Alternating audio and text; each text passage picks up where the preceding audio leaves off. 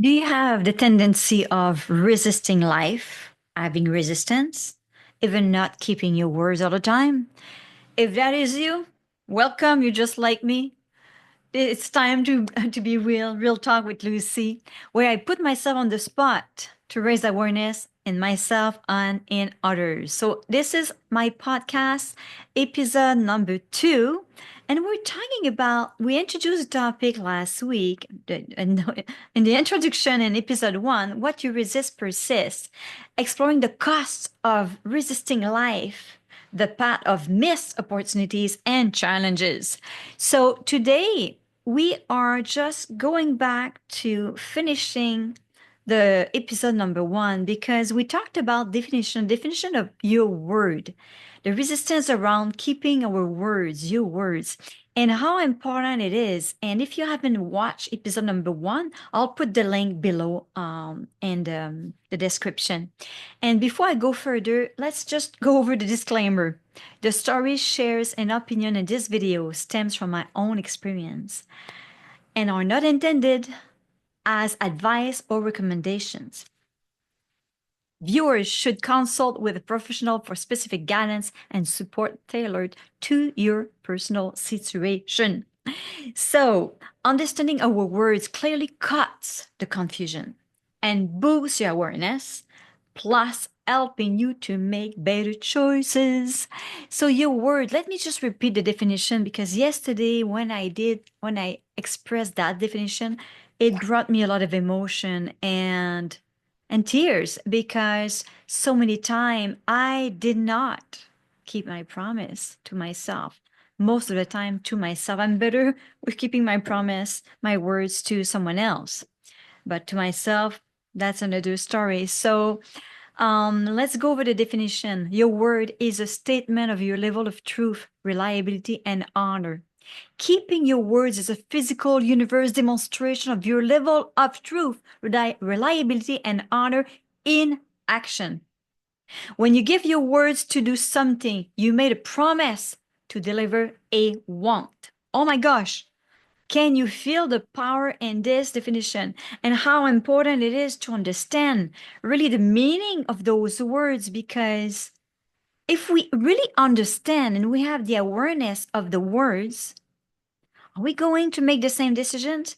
Maybe yes, if it's a deep pattern rooted that it's very hard to shift and we need more deeper work, inner work. But for the people, it can be, or for certain tasks or certain things, having that awareness can shift everything because when we have awareness, we shift our perception, and shifting your perception can come from understanding the definition of the words we're talking about here. So let's go step by way, step by step. We have truth, reliability, honor, and want. Okay. So truth is a quality or state of being in accord with fact or reality. It denotes an objective standard that aligns with what actually exists or has occurred. Sorry. In philosophy, truth is often connected to belief, knowledge, and reality. So if we think about that, a quality of state of being in accord with fact or reality. So your words will create your truth, your beliefs, your knowledge, your reality. Wow. One more reason to keep our words, right? Reliability, being consistent, dependable, and trustworthy, showing steady performance over and in different situations without failing. Ouch. Reliability. It's like being accountable, right? This is another one that a lot of us, we will tend to not be as accountable as we wish to be. So if we look at that, our words will create our own reality, will create our own beliefs, and will create fact in our life. Reliability will make you a person that is trustworthy, who you are as a person in different situations without failing. Wow. So understanding keeping your word and the definition of words, do you see what's happening here? What's happening here is we are just creating a more awareness, shifting our perception, and by the same token, we are creating a new identity if we act accordingly to this. Now, and anyway, just by shifting your perception, you're already shifting your personality. Honor involves delivering on promises and ensuring fair value exchange. Fair value exchange, delivering on promises.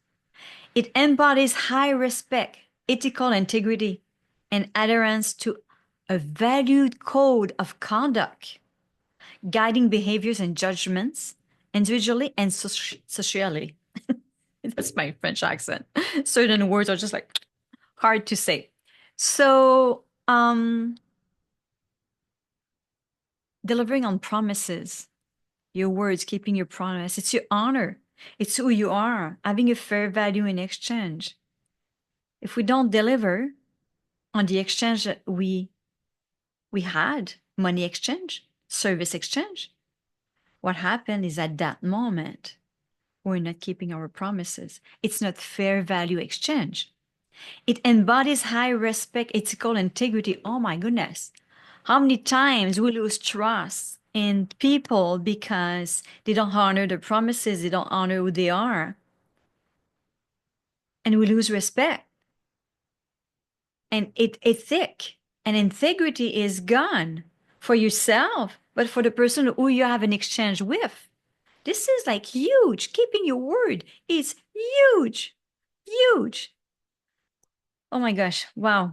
And then the last one is want, the state of fact of lacking or having too little, something needed or desired, something needed or desired but lacking. Generally refers to a desire of wish to have something or do something. It reflects a sense of longing, need, or craving for a particular object, person, outcome, or experience. A wish or desire for something. So, a wish or desire for something. So let's look at definition. When you give your word to do something, you made a promise to deliver a want. So now you made a promise to deliver a want. So something that you want, because you created maybe a product or service, or you're delivering a service, or you're helping someone, you want to help someone. But that person has a want too. She's receiving your want. So it's like when we don't keep our words, there's so much involved. So much is involved. Resisting to keep your words. So something to really being aware of. I also talked about in the episode number 1 that one of my coach told me I was asking myself, I had the wrong answers and asking and having the wrong questions. And she said, you're asking yourself the wrong questions, so you're getting the wrong answers. So if I focus on my defect, if I focus on where I'm failing all the time, I'm not asking myself the right questions. And I'm going to get the wrong answers. Here, why? Because let's say I'm failing. And versus asking myself, how can I do this different? Or how can I move forward? Or how can I what open the mind to align myself? It's more like an alignment. Align myself with action that will bring a outcome, at least a view to have a different outcome, a path to have a different outcome. But if I focus and beat myself up because I'm failing, then what am I getting in terms of answers? I'm getting, you fail all the time, you're not good enough, you won't succeed, why are you even trying? What am I getting with the question, what I'm saying to myself? Why am I failing all the time? Why it doesn't work? So those questions will create the wrong answers. So I'm resisting. In this case, we're talking about resisting your words towards your words. You have a resistance in delivering your words, what you promise, your promises. Then I'm failing at it. So then I'm telling myself, I'm asking the wrong questions. I'm getting the wrong answers. So what's going is I'm I'm digging down and down and down to another level, another level, another level of wrong answers and wrong question, which does not bring any solutions and doesn't bring anything light to my life. So I don't know if you're following me here. If you're following me, just say follow. Just write a comment, follow. I hope you're excited as much as I am because I love this. Like getting clarity on who we are and what we do is just like wow to me. Anyway, I'm excited. So we all deal with the same or similar issues in life. Okay, so I'm not the only one that resists. I know other people do. We have resistance, we self-sabotage, we have self-deprecation, abandonment issues. There's many. Okay. Now, this is not where the focus needs to be. Okay. We might want to find a root cause if it's something we cannot shift easy, just with the awareness and taking new actions. Like we talked about 5 solutions in the episode number 1. There was 5 solutions and what to do in terms of when you have resistance. However, if there's a deeper root cause of it, it's like something you cannot come out of it, I really suggest that you are looking for processing that, or a coach or a psychologist or a counselor, someone that can help you to really like go deeper. Otherwise, I recommend that when you have resistance, just tune into yourself and ask yourself, tell me and show me more about this. And then follow your intuition. It can show you that it's a different action you need to take, a different way of thinking about it. Just ask and follow your intuition and your inner guidance. Okay.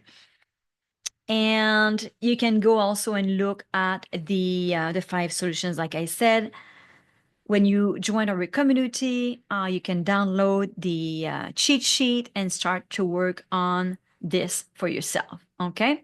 If you like the content, just say more, write the word more in the comments, and write me any questions you have. I will go through them and make videos to answer you. So I'd like to invite you to our community where we surround ourselves with people just like you and me, where we want to be better, we want to get better, where we're looking at a bigger game in life. So you want to join the community, ycycommunity.com, ycycommunity.com. Stay tuned for episode number 3, where we'll explore more areas because this topic of resistance is huge. So I will go in different areas so you can have the awareness where it happened to you and what can be done. So areas of resistance where it arises and how you can overcome it. So your life goes smoothly and instead of being like so resistant. So on this note, I'm going to say I'll see you on the next episode. See you next.